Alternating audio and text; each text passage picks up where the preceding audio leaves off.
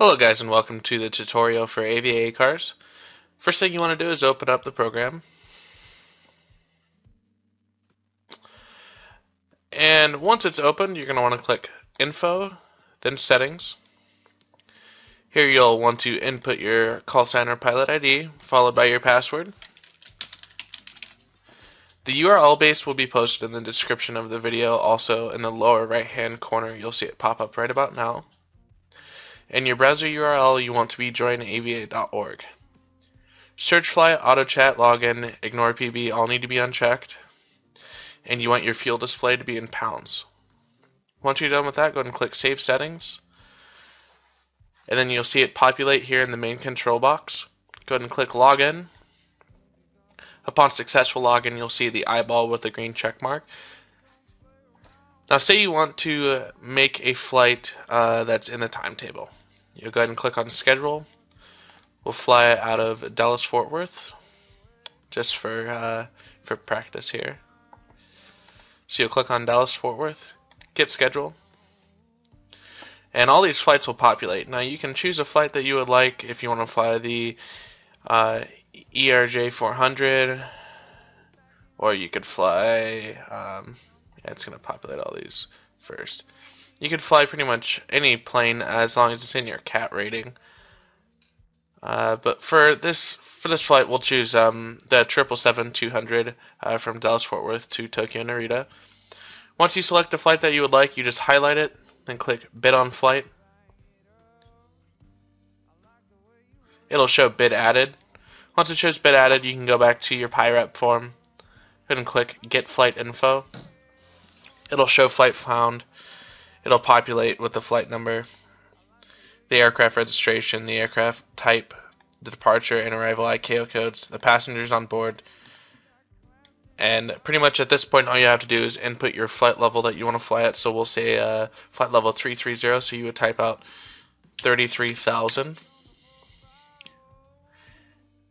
And once that's done, all you have to do is put in your route. So just for purpose, we'll put, direct to Tokyo Narita. And you can put in any comments.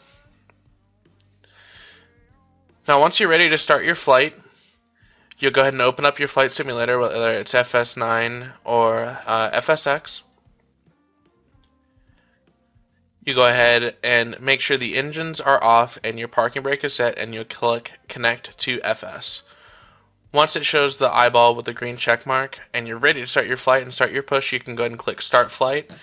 Then you can release your parking brakes, start your push, and start your engines. And it will start recording everything in the flight log area. Now once you land and you block into your gate, you would put on your parking brakes, turn off your engines.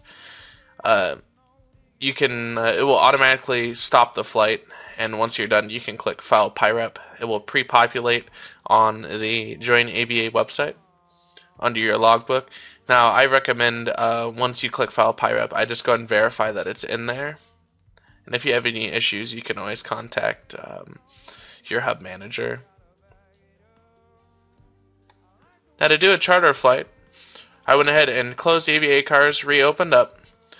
And when you reopen up, everything should be populated as far as your pilot ID and your password. So we'll go ahead and click Login.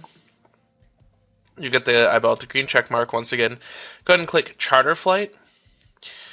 And this is if the flight you want to do and isn't in the timetable. For instance, if you want to fly, Portland to Seattle, or routes that aren't actually flown by American Airlines, and you want to do a flight in between two airports, you can do a charter flight. So we go ahead and click Charter Flight, and you'll scroll down to this box right here, right next to the check mark, and you'll choose an aircraft. Now, all these aircraft are different airframes, so we'll choose 671 Alpha Mike. It's based in St. Louis. Go ahead and click the green check mark, and it shows it's a 757-200. It shows the registration, passengers, maximum takeoff weight, everything that you could possibly need. Now, just to book this flight and start your PIREP, what you're going to need to do is put in your flight number. Your flight number is going to be your call sign. So, for instance, it's American 211 for me. Then you're going to put in your flight level. Now, this is based on your route and what you want to do. For instance, we'll use flight level 330 again, so 33,000 spelled out. You cannot put like FL 330. you'll put in your departure and your arrival KO codes. So we'll do Portland to Seattle. It'll show your passenger. Now from all you have to do here, from here, is put in your route. So for instance, the route that's flown in between Portland and Seattle is Radar Vectors Battleground, then the Olympia 7 arrival. And then you could put in any comments that you would like. For instance, I honestly, was a good flight, whatever, blah, blah, blah. Then you'd go back once Flight Simulator has the parking brakes on and the engine's off. You'll click Connect to Flight Simulator. And then when you're ready to push Start Flight, all the data will populate. Then once you block in your aircraft, same as before, engine off, parking brakes set. And then you can go ahead and click File PyRep and go into the website and verify that it booked. Now, if instead of opening a browser window, you can just click on Web Browser here.